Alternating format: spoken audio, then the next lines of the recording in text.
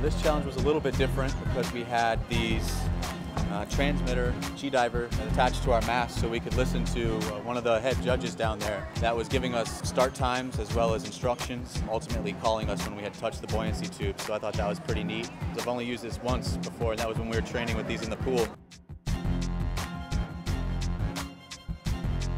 Never actually used it on a dive before. I thought it was pretty cool. It sounds a lot better when you're in the ocean than when you're in the pool, because the walls of the pool sometimes restrict the ability for you to hear what your buddy's saying.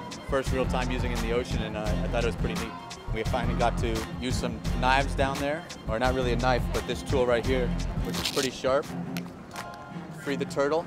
I got a couple nicks on my finger. I know a couple other people did, so I think that made it a little exciting. Blood's always good for a good time.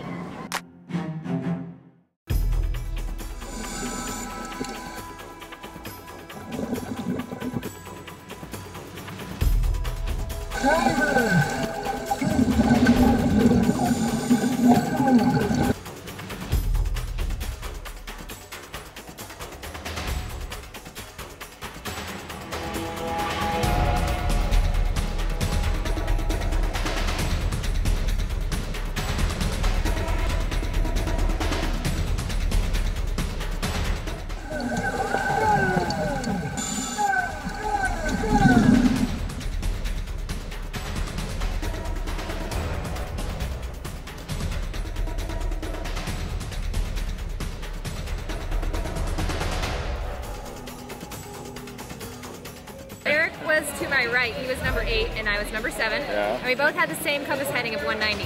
Yeah. So, And we crossed paths. So and we crossed paths where Eric wrong. went under me from my right to my left.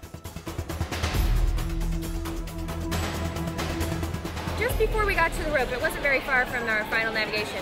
However, I'm pretty sure I nailed it because my turtle was exactly where I hit the ropes and was my number, so I got him first.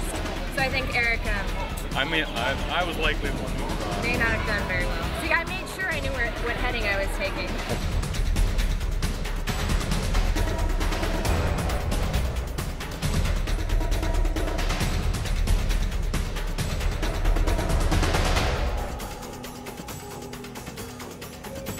The challenge was a lot of fun. Once we completed the navigation, there was a turtle we had to cut out and release.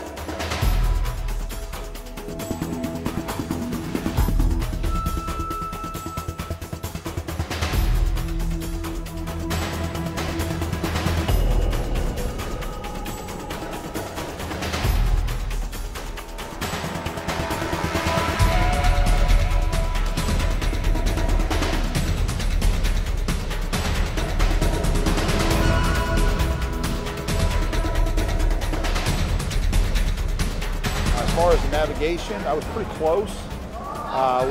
At start, we ran into 2 other teammates. That threw my bearing off. I had to wait for them guys to cross. And then I get to my turtle, and I'm looking, and I see number 6, and I was number 9. I'm looking at it, and I'm like, man, that looks like 6. I can't blame nobody but myself. My own stupidity, I'll take the blame for that. I don't have a partner to. I mean, I'd love to blame you. It was the camera guy's fault. Yeah, that's it.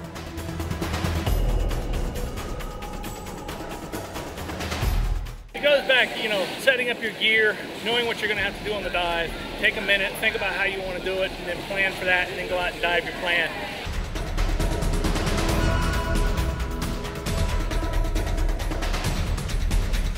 Now I noticed when I was putting my PC on, I put the cutter they had.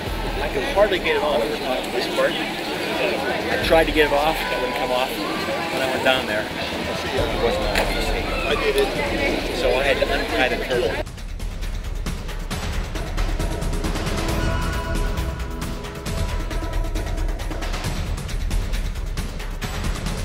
I may not have been first in on the beach, but it's not a speed thing, it's an accuracy, precision. I know some people got here before me, but I know I hit my target head on, some other people did not. I was pretty good in the buoyancy chamber.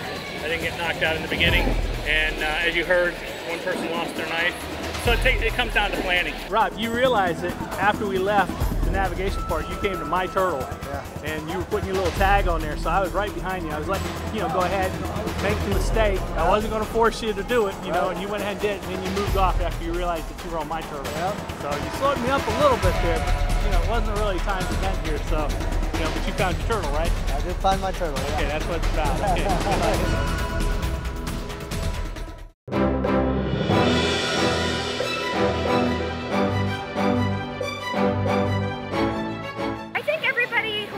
Turtle first and cut it out first is pretty much how we came in.